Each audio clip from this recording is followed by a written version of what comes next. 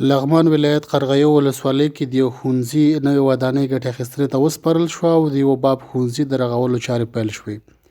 د لغمان ولایت د قرغیو ولسوالۍ اړوند عزیز خان کڅ سیمه کې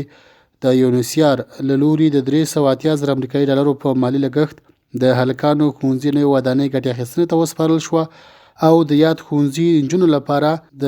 نوې ودانۍ د رغولو چارې پیل شوې. په هغه مراسمو کې چې په همدې موخه جوړ شوي وو، د لغمان د کډوالو چارو رئیس، پوهنې رئیس، د قرغیو ولسوال او په ختیځ کې د یونیسیار د دفتر مسؤل ګډون کړی و. د پوهنې رئیس عبدالله حمیدي وویل چې د هیواد د نوموتي لیکوال ګل پاچا الفت په ښوونځي کې د یونیسیار همکارې موسسې په مالي لګښت 2 ښوونځي چې یوې ګټې اخیستنې ته وسپارل شو او د بل ښوونځي د جوړېدو چارې پیل شوې چې ټولیز لګښت یې 380,000 امریکایي ډالره کېږي. پوهنې رئیس ویل چې د ګل پاچا الفت د هلکانو ودانۍ چې په پاخه او اساسي ډول په 2 پوړونو کې جوړه شوي 12 درسي خونې، عصري تشنابونه، میز او چوکۍ، د څښاک اوبه او نورې اړینې ښوونیزې اسانتیاوې لري. نن 2 منزله یا 2 پوړیزه ودانۍ ګټې اخیستنې ته سپارل کېږي چې 12 پکې تدریسي خونې دي او 4 پکې اداري خونې دي. د زده کوونکو دپاره 240 چوکیګانې دي 2 نفره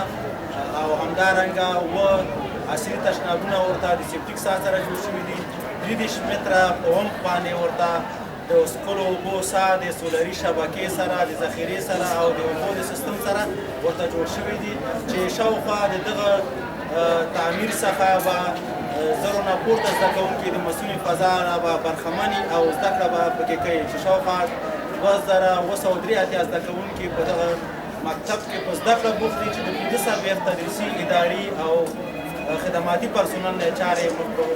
وړل کېږي. همدارنګه د نجونو ښوونځی هم په 2 پوړونو کې رغول کېږي چې 12 تدریسي خونې، سولري شبکه او نور اړین ملحقات پکې په پام کې نیول شوي او تمه ده چې د 1 کال په موده کې چارې بشپړې شي. بل لور ته د کډوالو چارو رئیس انجینر شاکر الله شاکر ښوونکو، زده کوونکو او د سیمې اوسیدونکو ته مبارکي وویله او له دوی وغوښتل چې د ودانیو ساتنې ته ځانګړې پاملرنه ولري. د کډوالو چارو رئیس زیاته کړه چې د دې ښوونځیو په جوړېدو سره به د شاوخوا کلو ماشومان په ښه توګه وکولی شي دلته په مسونه فضا کې درسونه ووایي. له بله بیا د قرغیو ولسوال هم خوښي وښوده او د ولسونو له ادرسه د دغه ودانیو د کارونو د کیفیت د کتنې په برخه کې بشپړ ډاډ ورکړ.